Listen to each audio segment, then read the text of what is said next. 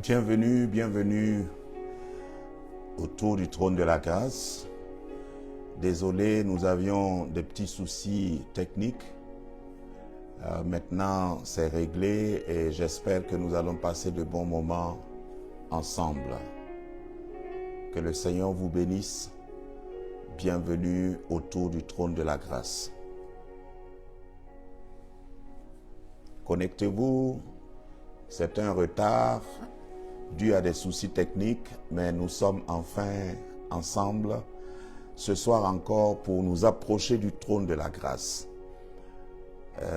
Il y a des moments où l'épreuve indique, ou l'empêchement, la difficulté indique ce que l'instant d'après va engendrer. Donc que le Seigneur vous bénisse. Soyez connectés. J'espère que tout le monde me reçoit bien. J'aimerais bien avoir vos réactions. Après ces quelques soucis techniques, nous lançons à présent le direct. Connectez-vous, partagez. Désolé pour ces quelques temps que nous avons mordu sur le temps, le retard accusé. Que le Seigneur vous bénisse. Soyez les bienvenus autour du trône de la grâce.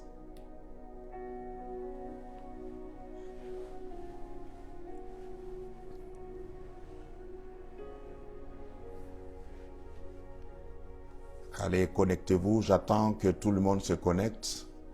Il y en a certainement qui ont attendu en vain. Relancez vos amis, partagez pour qu'un grand nombre puisse être au courant que le live a commencé. Nous sommes autour du trône de la grâce. Amen. La dernière fois, je vous disais que je suis loin de mon équipe technique. Je me laissais conduire et peut-être que j'ai perdu la main.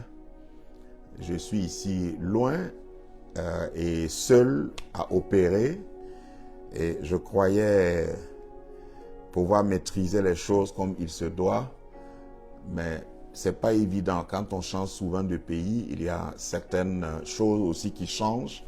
Même ce qu'on croyait acquis peuvent devenir assez tricky, comme on dit, assez piégeant. Que le Seigneur nous aide. Merci de vous connecter. Merci de me faire signe. Si vous suivez bien le direct, si le son est bon, si vous m'entendez. Et nous allons commencer sans perdre du temps parce que nous avons déjà perdu pas mal de temps. Nous allons aller devant le trône de la grâce pour obtenir miséricorde. Le Seigneur est fidèle. Le Seigneur nous invite à nous approcher de son trône avec assurance pour obtenir miséricorde. Et pour cela, nous avons une méditation à faire. Nous allons faire une méditation et ensuite, nous allons apporter nos sujets au Seigneur et demander que le Seigneur intervienne. La prière, la bonne prière, c'est celle qui est éclairée par la parole de Dieu. Si vous priez sans la Bible, vous priez mal. Il faut que votre prière soit basée, adossée sur la parole de Dieu. Voyez-vous, dans la vie, comme dans la parole de Dieu, il y a ce qu'on appelle les promesses, c'est-à-dire ce qui peut être vu, entrevu, aperçu, et il y a les principes. Et souvent, même dans la vie réelle, ce n'est pas parce que tu vois quelque chose que tu peux l'avoir. Il y a des principes. Si la chose est en vente, si la chose demande que tu remplisses des conditions avant de l'avoir, il faut que tu remplisses les conditions. Donc les conditions, c'est ce qu'on appelle les principes. La parole de Dieu est écrite pour révéler les principes. Et Dieu veut que nous connaissions les principes qui encadrent toutes les promesses, toutes les bénédictions, parce qu'il n'y a aucune bénédiction dans la parole de Dieu qui n'a pas été donnée avec condition. Souvent, on ne le dit pas assez, Mais même le salut, quand on dit que le salut est gratuit, il faut d'abord confesser, il faut l'accepter, il faut croire en Christ avant d'avoir le salut. Donc, c'est pour dire que toute la démarche que nous avons généralement autour du trône de la grâce, c'est d'abord nous adosser à la parole, connaître ce que Dieu veut et ensuite maintenant nous projeter dans les demandes. Et lorsque nous basons notre prière sur la parole de Dieu, nous n'avons pas besoin d'être longs. Parce que si nous connaissons sa parole, le reste, la prière peut être courte. Si nous connaissons d'ailleurs sa parole, nous allons prier tout le temps et de la bonne manière. Prier sans cesse ne parle pas de la longueur de la prière, mais parle de l'attitude de justesse de la prière. Je répète, ce que la Bible dit, prier sans cesse, ça ne veut pas dire prier longuement, mais ça veut dire prier justement. Et votre vie devient une prière parce que vous vivez selon les principes de Dieu. Donc vous n'aurez pas besoin de durer. Je n'ai pas dit qu'il n'y a pas de valeur dans une longue prière. Certainement oui. Jésus priait souvent toute la nuit. Jésus se retirait pour prier. Mais lorsque nous devons prier, nous devons être au courant des principes d'abord et savoir comment prier selon les principes. Voilà tout mon propos. Et aujourd'hui, comme d'habitude, Dieu m'a mis sur le cœur un passage que je voudrais partager avec vous. C'est un passage d'ailleurs qui est très connu. Un passage qui se trouve dans 2 Rois. 2 Rois chapitre 4. Un passage très classique. 2 Rois chapitre 4. Et à partir du verset 1, 2 Rois 4, verset 1, et nous allons lire pour une meilleure compréhension jusqu'au verset 7. Je vous laisse trouver 2 Rois chapitre 4, verset 1 à 7. À l'énoncé déjà de ce passage, il y en a qui ont souri, qui disent « Ah oui, je connais ». Voilà, la veuve et ses enfants, qui a rencontré le prophète, qui a reçu les instructions du prophète. Oui, c'est ça, mais nous allons voir ce que le Seigneur m'a donné comme enseignement et je voudrais vous le partager. Ça a été l'objet de ma méditation hier et je voudrais partager cela avec vous. 2 Rois chapitre 4. Le verset 1. Il est dit, une femme d'entre les femmes des fils des prophètes cria à Élisée en disant, ton serviteur, mon mari, est mort. Et tu sais que ton serviteur craignait l'Éternel. Et le créancier est venu pour prendre mes 2 enfants et en faire des esclaves. Verset 2. Élisée lui dit, que puis-je faire pour toi? Dis-moi, qu'as-tu dans ta maison? Elle répondit, ta servante n'a rien du tout à la maison qu'un vase d'huile. Quelle réponse? Et verset 3, et il lui dit, Élisée lui dit, donc le prophète lui dit, va demander au dehors des vases chez tous tes voisins, des vases vides, et n'en demande pas un petit nombre. Verset 4. Quand tu seras rentré, tu fermeras la porte sur toi et sur tes enfants, tu verseras dans tous ces vases et tu mettras de côté ceux qui seront remplis. Verset 5. Alors elle le quitta. Elle ferma la porte sur elle et sur ses enfants. Ils lui présentèrent les vases et ils non, et elle versait. Lorsque les vases furent pleins, non, lorsque les vases, nous sommes au verset 6, lorsque les vases furent pleins, elle dit à son fils, présente-moi encore un vase. Mais il lui répondit, il n'y a plus de vase. Et l'huile s'arrêta. Elle alla le rapporter à l'homme de Dieu et il dit, l'homme de Dieu lui dit, va vendre l'huile et paie les dettes et tu vivras, toi et tes enfants, avec le reste.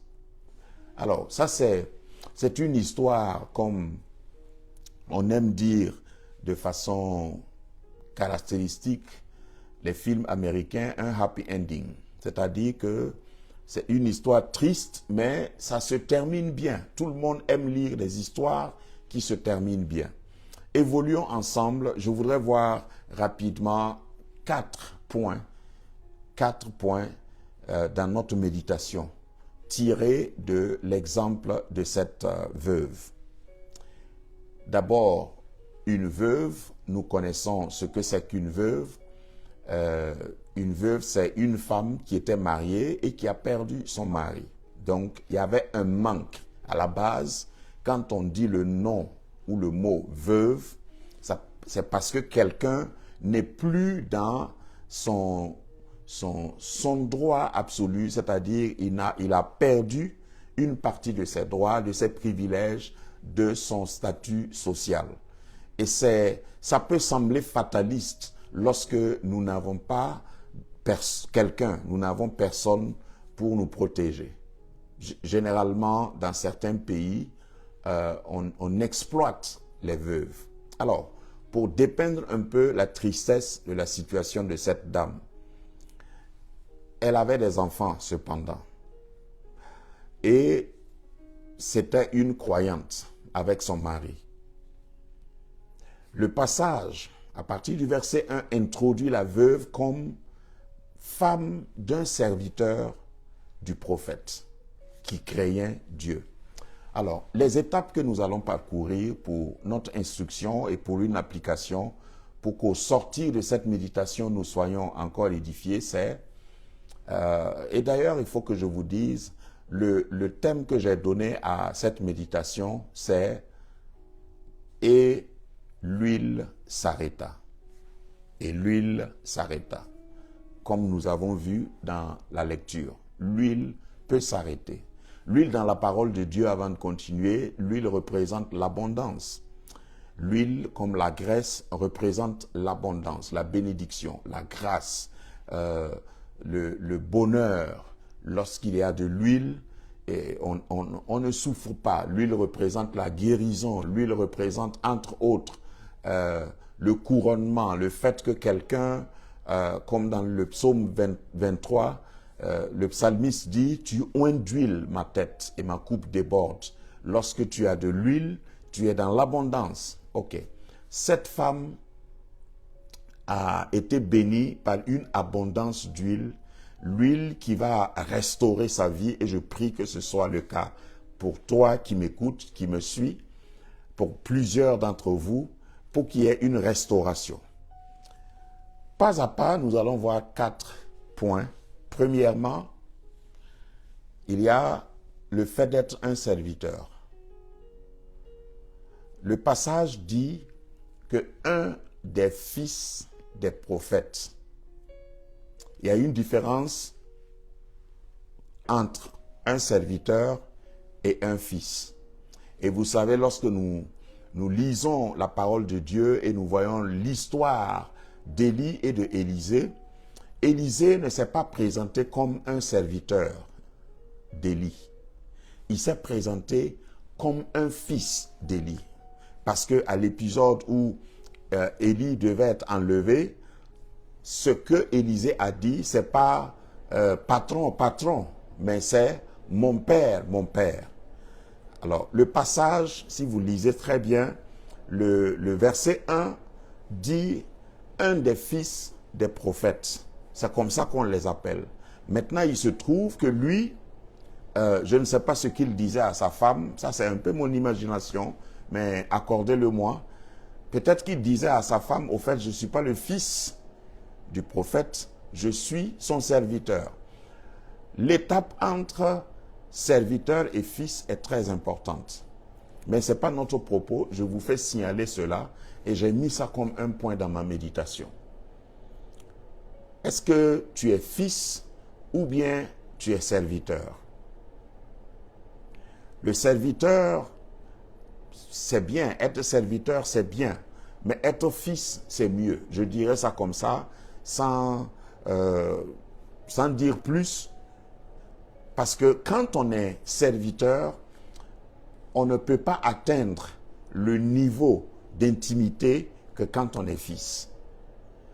Et je sais, nous savons par l'exemple d'Élisée qu'il a reçu le manteau d'Élie parce qu'il était un fils. Très bien.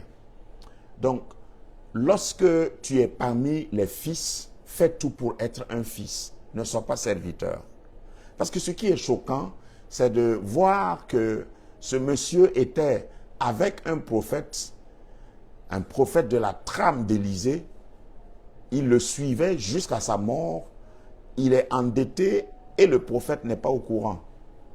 Ça saute quand même à l'œil pour ceux qui réfléchissent, qui veulent approfondir leur réflexion lorsqu'on lit ce passage. Normalement, ce n'était pas à la dame d'informer Élisée, le prophète. S'il était un fils, c'est sûr que Élisée allait savoir. Que Dieu nous aide à être des fils. Et lorsque je dis cela, ça n'a rien à voir avec l'âge. Chacun de nous doit être fils. Fils parce que Dieu nous a placés auprès de quelqu'un. Fils parce que quelqu'un est venu avant nous. Il n'y a personne qui m'écoute parmi vous tous, parmi nous tous, autour du trône de la grâce ce soir. Il n'y a pas un Melchisedec, c'est-à-dire nous avons commencé quelque part. Il faut reconnaître qu'il y a un père et c'est quand on reconnaît le père qu'on peut devenir un fils. Lui, il a suivi Élisée jusqu'à sa mort, mais en tant que serviteur. Et c'est sa femme qui a dit, ton serviteur, mon mari. Qu'est-ce qu'il se disait à la maison? Il servait Élisée, mais il se considérait comme un serviteur, mais pas un fils. Pourtant, le verset a introduit en disant, un des fils des prophètes. Donc, il faut être fils. Soyons des fils. J'ai un père spirituel. J'ai quelqu'un que j'appelle mon père. Et il n'y a pas d'orgueil à cela. Vous pouvez être vous-même un père, mais c'est bon d'avoir aussi un père. Parce que tous les pères ont des pères. Amen. C'est pour dire que nous devons avoir assez d'humilité et servir. Et c'est quand on sert en tant que fils, on ne quitte pas la maison. Parce que le fils ne quitte pas la maison, nous dit Jésus dans Jean. Le fils reste toujours à la maison. Donc, mais le serviteur, lui, il part. Et voilà que ce serviteur était endetté et son maître ne savait pas. Relation de maître à serviteur, c'est différent de relation de fils à père. Que Dieu nous aide à être des fils et que Dieu nous aide à reconnaître nos pères. Ça, c'est le premier point. Le deuxième point, c'est le terme que la femme a décrit. Et vous savez que si vous êtes marié, la meilleure personne pour décrire qui vous êtes réellement, c'est votre femme. Oui. En dehors du Saint-Esprit, en dehors de Dieu, celui qui vous connaît, qui peut témoigner de vous en premier, enfin, dans le meilleur des cas, bien sûr, c'est votre femme. Et cette femme savait que son mari craignait Dieu. Quelle belle description, quel beau résumé, quel CV. Serviteur, c'est moins bon, mais on ajoute qu'il craignait Dieu. C'est très bien. Et j'ai envie d'applaudir ce monsieur. Il craignait Dieu. Et ce n'est pas lui qui s'est autoproclamé comme craignant Dieu. Sa femme a témoigné qu'il craignait Dieu. Je me demande si tu es marié, si tu vis avec des gens, est-ce qu'ils peuvent témoigner que tu crains Dieu? Oh, je ne parle pas de toi-même qui déclare dans des proclamations, je suis enfant de Dieu, alors je suis sauvé, racheté, baptisé d'eau, baptisé du Saint-Esprit. C'est bien, mais est-ce que quelqu'un peut témoigner? Est-ce que quelqu'un peut dire, même après ta mort, cet homme craignait Dieu? Donc ça, c'est assez positif dans la vie de ce serviteur. Alors, ce qui est choquant, et ça c'est un peu le tournant de notre méditation, c'est qu'on peut craindre Dieu et mourir pauvre. Simplement parce que les deux ne vont pas ensemble, enfin, ne sont pas là, c'est pas la même chose. Il y en a qui croient que quand on craint Dieu, quand on sert Dieu, ça suffit pour qu'on soit comblé, pour que les besoins naturels soient comblés. C'est vrai, Dieu bénit, Dieu accompagne, Dieu aide, Dieu bénit ses enfants, ses serviteurs, mais il y a certaines choses qu'il faut savoir. On peut être loin et être pauvre. On peut craindre Dieu et être pauvre. On peut être saint, ne pas commettre de péché, mais être pauvre. Pauvre ici, j'introduis le mot simplement parce que c'est quand même malheureux que quelqu'un de ce type-là, enfin de cette dimension qui craint Dieu, meure en laissant sa femme et ses enfants endettés. Et par ailleurs, si vous connaissez votre Bible, au fait, c'était une pratique dans l'Ancien Testament, dans les temps anciens chez les Hébreux. Quand vous lisez par exemple dans Lévitique chapitre 25, verset 39, Lévitique 25, 39, vendre ses enfants était comme, ou même soi-même se vendre, c'était comme une pratique courante lorsqu'on est endetté et qu'on ne peut pas payer. Lévitique 25, 39 dit par exemple, si ton frère devient pauvre près de toi et qu'il se vende à toi, tu ne lui imposeras pas le travail d'un esclave. C'est-à-dire un frère, c'est-à-dire un juif qui doit à un juif et qui ne peut pas payer. Il peut venir s'offrir, il peut venir se vendre. Et lorsqu'il se vend à toi, il ne faut pas le traiter comme un esclave. Donc, la pratique était courante. C'est juste pour vous signaler ça. Et dans Matthieu chapitre 18, verset 25, dans les paraboles que Jésus, les histoires que Jésus a racontées, il a parlé aussi de quelqu'un qui n'avait rien pour payer sa dette. Hein, et son maître ordonne, le maître, Matthieu 18, 25, le maître ordonne qu'il fût vendu. Donc, c'était une pratique courante. Pour un peu vous situer un peu le contexte. Donc, c'était normal, comme la femme ne pouvait pas payer, que le créancier prenne les enfants pour rembourser la dette. Certainement, c'était pour que les enfants travaillent chez lui. Comment est-ce qu'on peut servir Dieu et arriver à cet état? Je ne prie pas que quelqu'un parmi l'auditoire, parmi ceux qui sont connectés, connaissent ce sort-là. Ce n'est pas normal de servir Dieu et de partir, laisser sa famille dans des problèmes. Écoutez-moi bien, je sais que c'est un terrain assez glissant, mais j'ai d'abord dit qu'on peut craindre Dieu et puis mourir pauvre. On peut être saint, ne pas commettre de péché, et puis mourir pauvre. Donc, il y a le fait d'être saint, c'est très bien, c'est très important et c'est même primordial.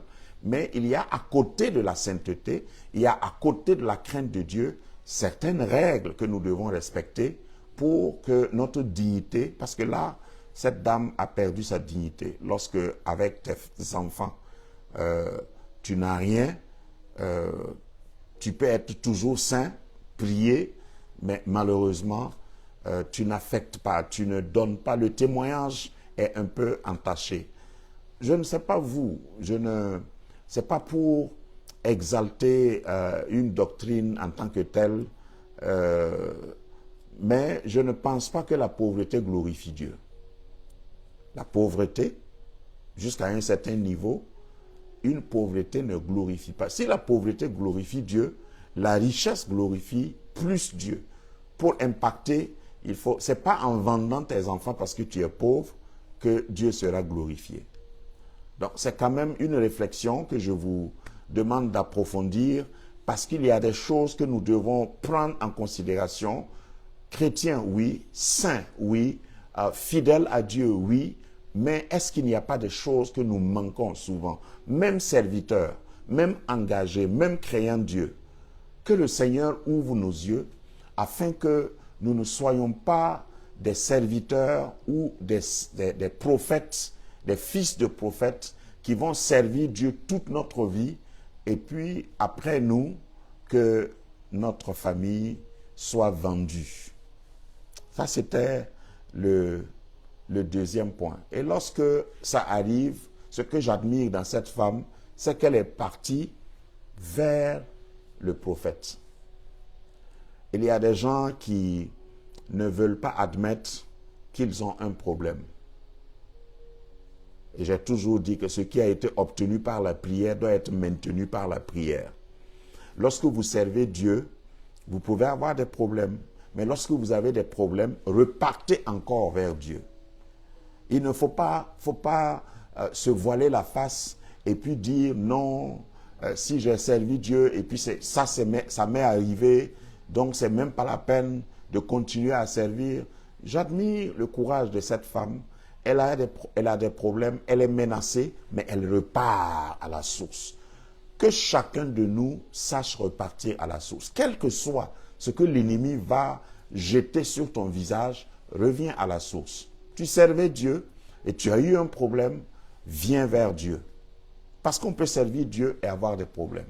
La preuve est que cette dame a servi Dieu avec son mari, nous le voyons, mais elle a eu des difficultés, elle a eu des problèmes, elle est repartie vers l'homme de Dieu. Et quand vous allez vers l'homme de Dieu, il faut dire la vérité. Il ne faut pas aller voiler, il ne faut pas aller avec de l'orgueil, il ne faut pas aller essayer d'édulcorer votre... Non, il dit, ton serviteur est mort. Il craignait Dieu, mais il était endetté. Et on est venu pour prendre mes 2 enfants, mes fils. Et quand il a dit cela, l'homme de Dieu, auprès de qui son mari a servi, a dit, qu'est-ce que je peux faire pour toi? Et là vient tout le tournant. C'est-à-dire qu'en plus de la sainteté, en plus du fait de craindre Dieu, il faut que tu aies une stratégie dans ta vie. Une stratégie pour pouvoir vivre décemment. Je suis désolé, mais dans certains milieux chrétiens, lorsqu'on regarde, c'est comme il y a des gens qui ne veulent pas prendre en compte ces considérations. C'est-à-dire qu'ils vivent, mais ils ne sont pas stratèges, ils ne sont pas stratégiques, ils ne réfléchissent pas pour pouvoir subvenir correctement à leurs besoins. Parce qu'en réalité, quand nous demandons à Dieu de l'argent, c'est vrai, la Bible dit « l'or et l'argent appartiennent à l'Éternel ». C'est clair. C'est comme le psaume 24 dit « tout ce que la terre renferme, la terre et ce qu'elle renferme appartient à l'Éternel ». Mais lorsque tu réfléchis, l'or et l'argent là, c'est pas au ciel que ça y est, c'est ici. Si Dieu a mis ça ici, c'est pour nous. Mais il y a une manière d'obtenir l'or, il y a une manière d'obtenir l'argent. Donc, lorsque tu demandes à Dieu de l'argent, Dieu te donnera souvent une idée.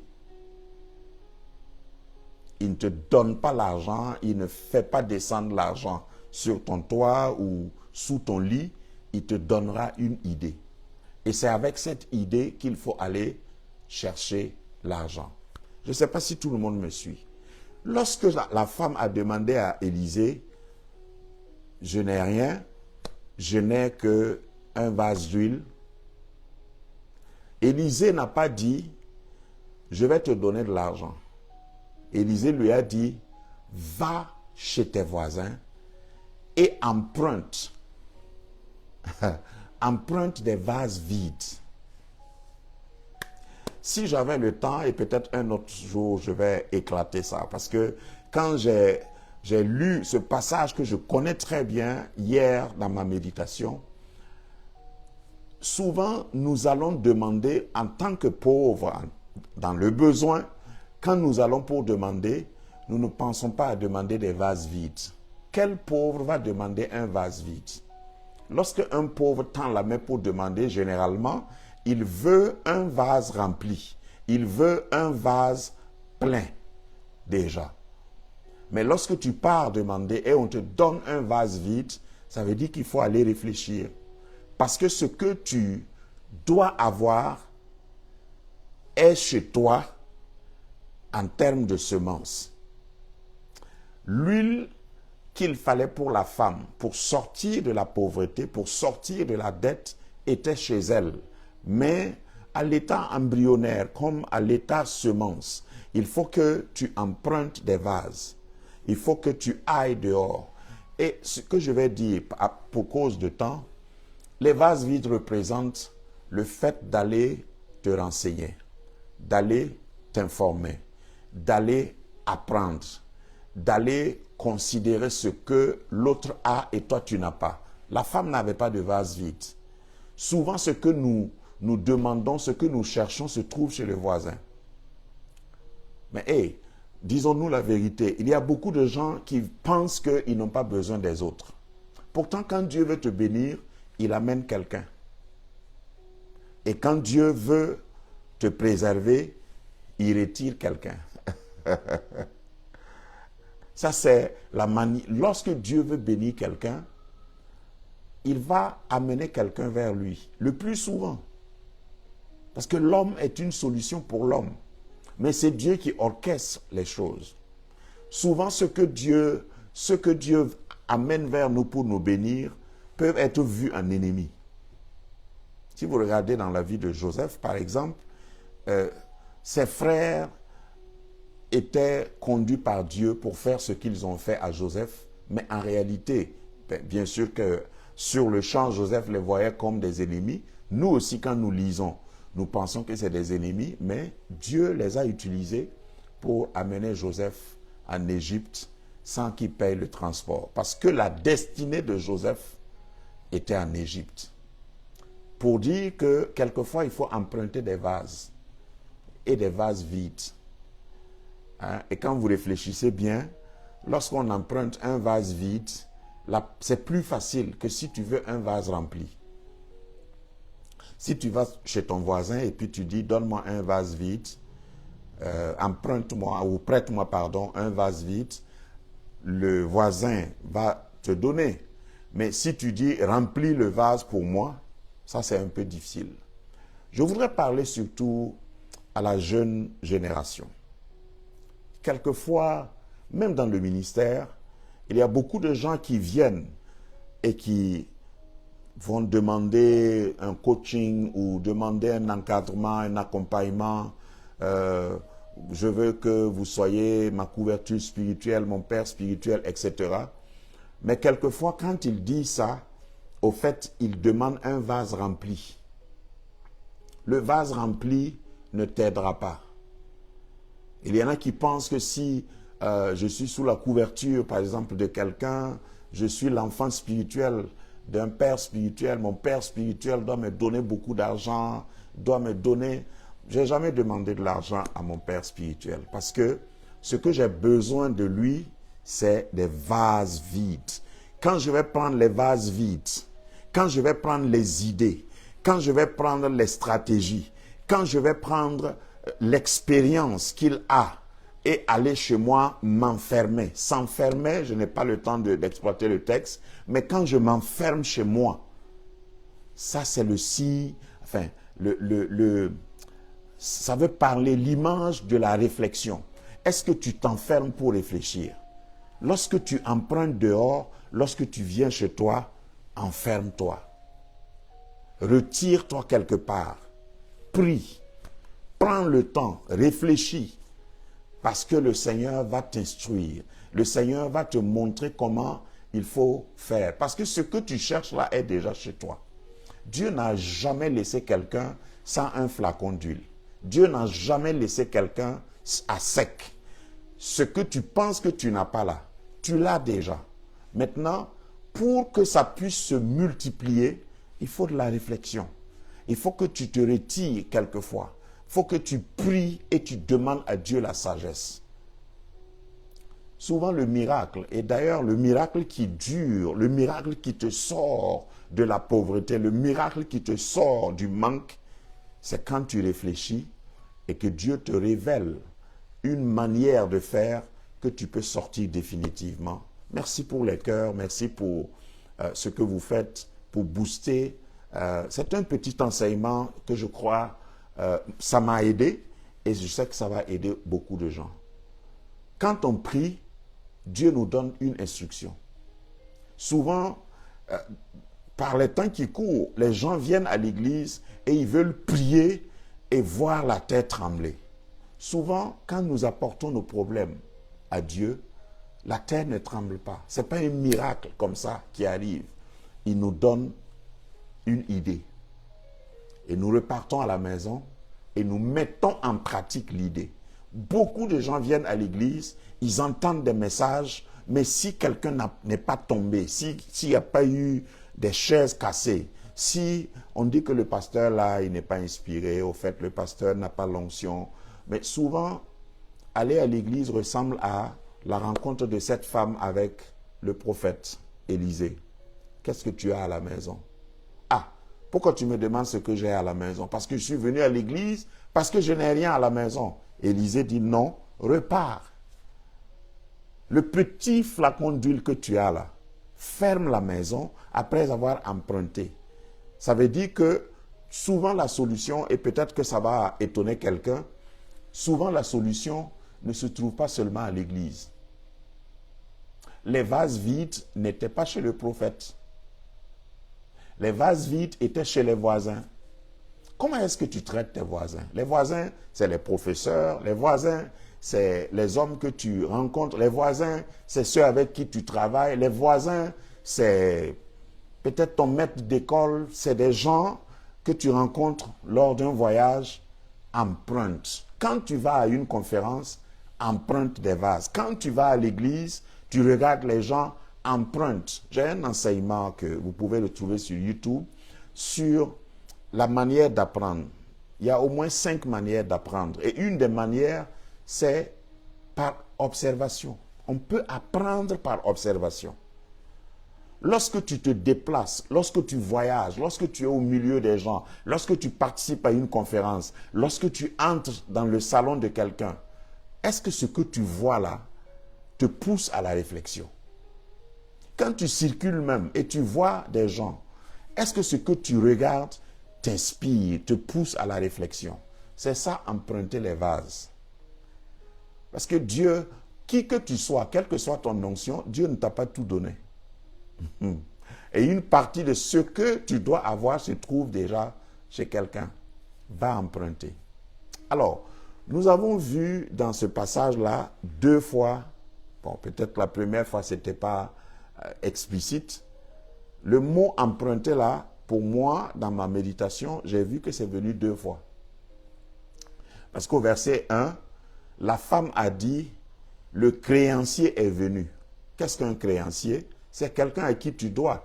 Donc, le prophète avait déjà emprunté. Allô? Le prophète avait déjà emprunté.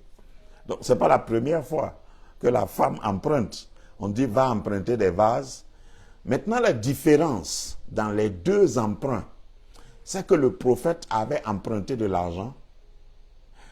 Et, c'est-à-dire le mari de la veuve avait emprunté de l'argent qu'il n'a pas pu rembourser. Et je vous ai dit, c'est mieux d'emprunter des vases que d'emprunter de l'argent. C'est mieux d'emprunter des idées que d'emprunter du cash. C'est mieux d'emprunter l'expérience que d'emprunter le résultat. Beaucoup de gens ne seront pas d'accord parce qu'on veut le cash. On veut tout de suite et maintenant. Ce qui te sortira de la pauvreté, c'est quand tu arrives, quand tu vas t'engager à emprunter des vases vides. beaucoup parmi nous, dans le peuple de Dieu, sont des gens qui craignent Dieu, qui servent Dieu, mais ils ne font qu'emprunter du cash. Alors que pour sortir définitivement de la pauvreté, il faut emprunter des vases vides. Les vases vides, comme j'ai dit, c'est les idées, c'est l'expérience que quelqu'un a eue dans un domaine, parce que quelqu'un a réussi dans le domaine que tu essayes, que tu commences. Donc, va vers lui, emprunte des vases vides. Vase vide ici veut dire que tu ne vas pas manger tout de suite. Ce qu'il te donne là n'est pas du cash, mais ce qu'il te donne vaut de l'or. Quand tu vas repartir de propriétaire de flacons d'huile, la femme est devenue en une journée une grossiste, une distributeuse d'huile dans toute la région. Parce que quand tu vas vers Dieu, Dieu te donne souvent des idées. Un ministère qui ne marche pas, il faut aller vers Dieu, demande des idées. Et souvent, Dieu va te dire, va chez le voisin. Et si tu t'enfermes et tu ne veux pas considérer le voisin, le vase vide se trouve chez le voisin, mais comme toi, tu ne veux pas ouvrir tes yeux, malheureusement, et voir le voisin, tu n'auras jamais de vase vide. Et quel que soit ce que tu vas faire, l'huile peut s'arrêter. Et nous voyons, vous l'avez déjà remarqué certainement, l'huile ne s'est arrêtée que quand les vases sont finis. C'est-à-dire, tant que tu auras des idées, des vases vides, tant que tu vas continuer d'apprendre, ta richesse va continuer de se multiplier. Ton succès va continuer de se multiplier. Ton ministère va continuer de se multiplier. Je prie, parce que je vais vers la chute de cette méditation, je prie que tu ne sois pas à court d'idées, que tu ne sois pas à court de vases vides, que tu ne sois pas en panne d'idées, tu ne sois pas en panne d'inspiration, que le Seigneur éclaire, oh, je le sens, que le Seigneur vienne et il illumine ta pensée. C'est d'ailleurs ce que l'apôtre Paul a utilisé comme terme. Que l'Esprit de Dieu vienne illuminer notre esprit. Parce que c'est ça, les vases vides. Un ministère pauvre, un ministre pauvre, un homme de Dieu, une femme de Dieu pauvre, c'est quelquefois parce que nous n'avons pas emprunté des vases. Nous pouvons avoir la bénédiction, nous pouvons avoir la sainteté comme cet homme, il a servi Dieu, il craignait Dieu, mais il est mort sans avoir reçu la grâce de Dieu. Je prie que le Seigneur t'aide afin que tu puisses avoir des vases dans le nom de Jésus. Une petite musique et je reviens pour la prière.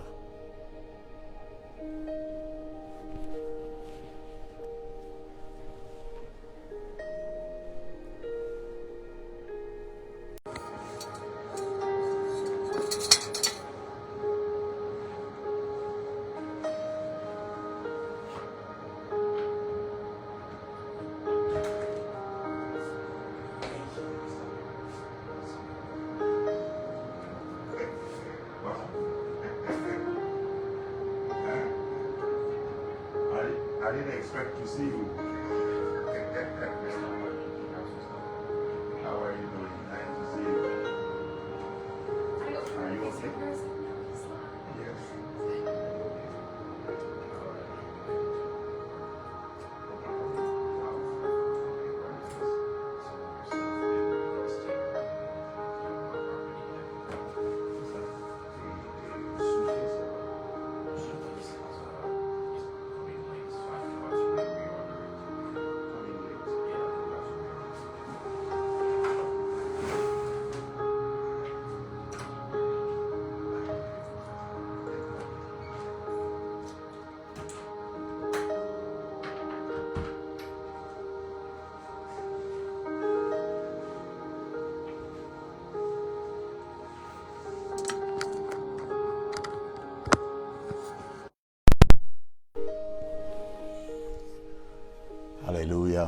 Excusez, ce sont les aléas du live. Alors, nous allons prier. La prière principale, je pense que c'est le fait de demander à Dieu de nous éclairer, de nous donner des idées. Que sa grâce nous soit accordée pour qu'on ne manque jamais, jamais. Alors là, je le dis de tout mon cœur. Que Dieu vous aide à ne jamais manquer de vase. Et j'ai déjà dit ce que c'est que les vases. Vous n'avez pas tous les vases. Et vous voyez la précision du prophète, il a dit, n'en demande pas un petit nombre. Même si tu as des vases déjà, il faut savoir que tu as besoin encore de vases. Ne demande pas un petit nombre. Demande beaucoup. Demande plusieurs. Demande encore et encore. S'il faut voyager pour demander des vases, parce que le voisin, il peut être à 1000 km. Hein? Dans le monde, nous sommes tous voisins. Alors, le voisin peut se trouver sur Internet. Hein? Ce que je veux dire ici, ne te fatigue pas de demander. Emprunte des vases, emprunte des idées. Ce que tu fais bien peut être mieux fait. Je vais reprendre ça. Ce que tu fais bien peut être mieux fait. Il faut que tu empruntes des idées. N'aie pas peur d'emprunter. Alors nous allons prier et demander à Dieu de nous donner davantage de vases. Nous allons maintenant demander au Seigneur, si vous êtes comme moi, je veux encore des vases. Tant que je suis vivant, je dois emprunter des vases vides.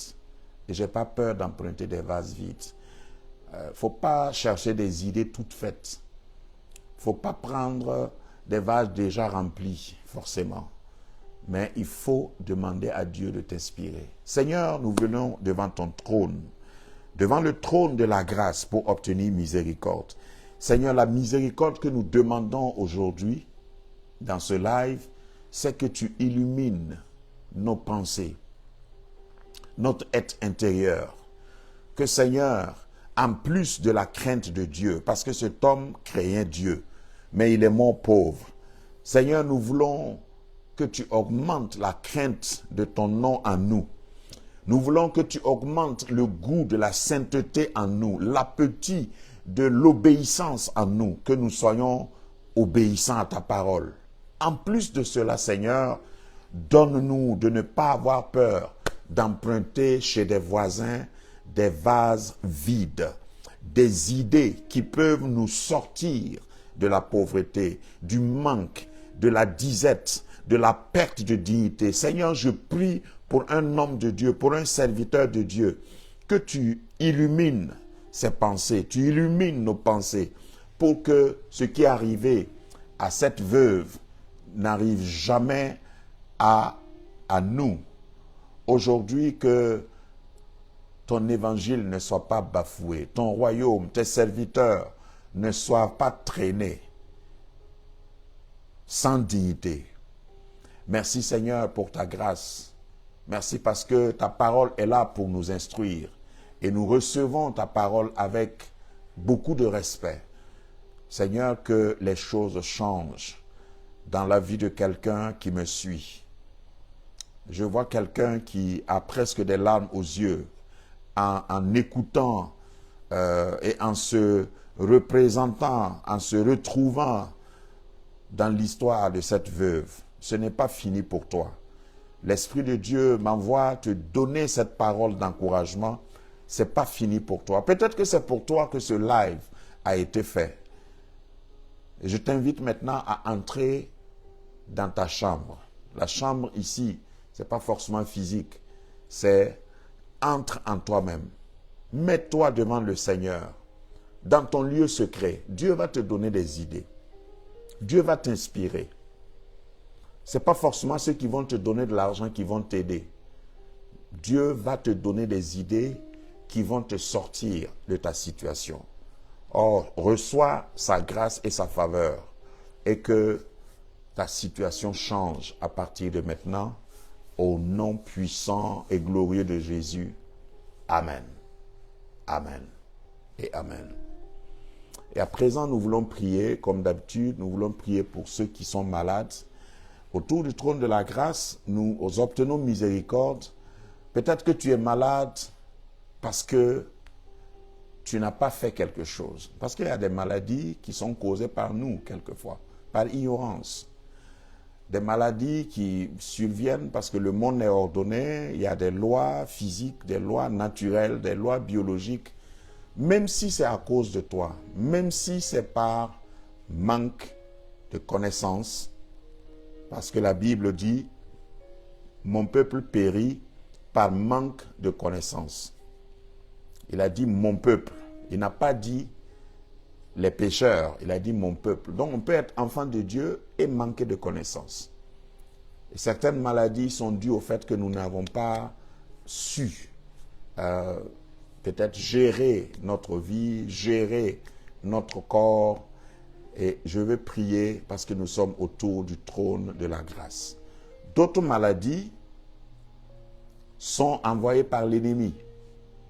Ce n'est pas toutes les maladies qui sont des malédictions et envoyées par le diable.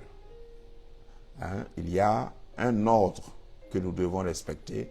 Et en disant cela, c'est pour encourager tout le monde, y compris ma personne, à veiller. Dieu nous a créés et notre corps fonctionne d'une certaine manière.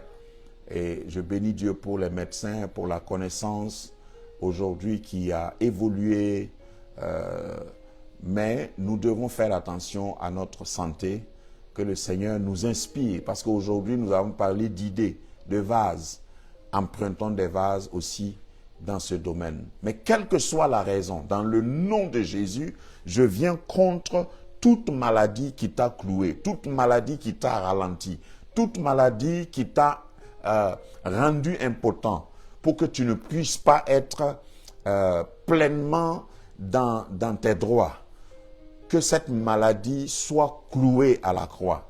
Que les meurtrissures de Jésus aient leur effet dans ton corps et que tu puisses recouvrer la santé, que ton esprit soit vivifié et que ton être entier, ton être physique soit ravivé dans le nom de Jésus. Je maudis cette maladie dans ton corps, dans ton esprit, dans ton âme et je commande la guérison totale.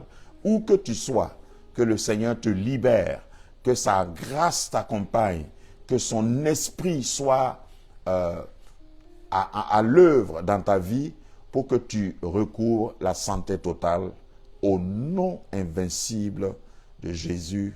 Amen. Il y a quelqu'un, l'Esprit me montre, tu as mal au genou gauche.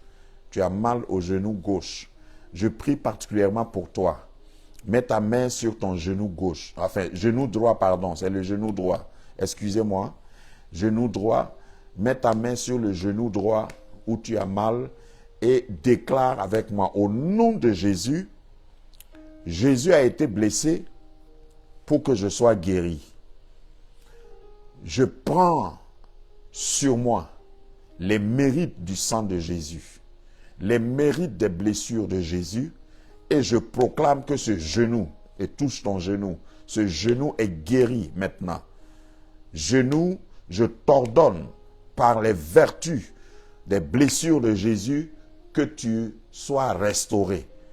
Quel que soit le diagnostic qu'on t'a donné, ce mal prend fin maintenant par l'autorité du nom de Jésus. Amen, amen et amen. Alléluia. Nous allons prier pour nos nations, particulièrement pour la région ouest africaine. Il y a pas mal de bruit, il y a pas mal de choses qui dérangent la quiétude des habitants. Je déclare au nom puissant de Jésus, parce que la paix a un nom. La paix n'est pas un système. La paix est une personne. Et cette personne, c'est Jésus-Christ, le prince de la paix. Dans le nom de Jésus, je proclame la paix de Jésus sur tous les territoires du Sahel. Et je déclare que ta paix vienne, s'instaure, s'installe, et que la grâce de Dieu remplisse les cœurs. Que les belligérances s'arrêtent, que l'ignorance s'arrête, que ceux qui sont embarqués dans des actes qui ne glorifient pas ton nom et qui n'apportent pas la paix s'arrêtent. Les ténèbres ne régneront pas pour toujours sur la terre, dit ta parole. Alors je proclame la lumière sur cette zone. Et je prie aussi pour ta paix, Seigneur, dans le Moyen-Orient. Ta paix sur Israël, sur la Palestine, sur le Liban, sur toute cette région du monde. Dans le nom de Jésus, nous imposons la paix de Christ à tout négociateur, à tout belligérant, et nous déclarons que les anges viennent rétablir l'ordre et que les écailles tombent des yeux afin que les hommes comprennent qu'ils ont une responsabilité dans l'histoire de leur génération. Au nom puissant de Jésus, Amen. Et pour terminer, je voudrais que quelqu'un qui veut être conduit devant le trône de la grâce pour obtenir miséricorde, c'est-à-dire qui veut faire la paix avec Dieu, que cette personne, peut-être que tu t'appelles chrétien parce que tu es né chrétien, de famille chrétienne, mais tu n'as pas encore toi-même parlé pour dire à Dieu que tu l'acceptes, que tu acceptes Jésus comme ton sauveur. Alors c'est pour toi que cette portion a été programmée et je voudrais prier avec toi. Dis avec moi, Seigneur mon Dieu, je viens devant toi, je te demande pardon. Je veux naître de nouveau. Je vais être une nouvelle personne. Alors j'ouvre ma bouche et j'accepte Jésus comme mon sauveur. Je proclame qu'à partir de maintenant, il est mon Seigneur. Et je veux vivre désormais pour lui. Merci Seigneur de m'avoir accepté, de m'avoir pardonné. Je confesse que je suis né de nouveau. Et je suis ton enfant. À partir de maintenant, Amen. Que le Seigneur te bénisse si tu as fait cette prière. Nous vous encourageons à chercher une Bible, fût-elle électronique, et commencer à lire la parole de Dieu. Commencez par l'évangile de Jean, par exemple. Et le Seigneur va vous instruire, il va vous éclairer et son esprit va vous guider dans la lumière et dans la connaissance de Dieu. Également, trouvez une église où l'on prie comme nous avons prié et le Seigneur va vous donner de grandir en lui. Au nom de Jésus. Amen. Voilà, nous allons nous arrêter là, s'il vous plaît. Et encore une fois, merci pour votre amitié, merci pour tout ce que vous faites pour que ce live prenne sa valeur qu'elle a aujourd'hui. Je prie que la grâce de Dieu vous soit accordée. C'est un engagement où que je sois dans le monde, à ce rendez-vous, tant que je le peux, je le ferai, je respecterai ce rendez-vous avec vous tous les lundis à partir de 21h, temps universel. Que la grâce de Dieu vous soit accordée et multipliée et que cette semaine soit une semaine bénie. Cette dernière semaine du mois de novembre soit une semaine qui verra beaucoup de rattrapage dans vos activités et que la grâce de Dieu vous soit accordée. C'était votre serviteur Emmanuel Kiemtoré. C'est avec plaisir que je vous retrouverai le lundi prochain par la grâce de Dieu. Soyez bénis et bonne soirée. Amen.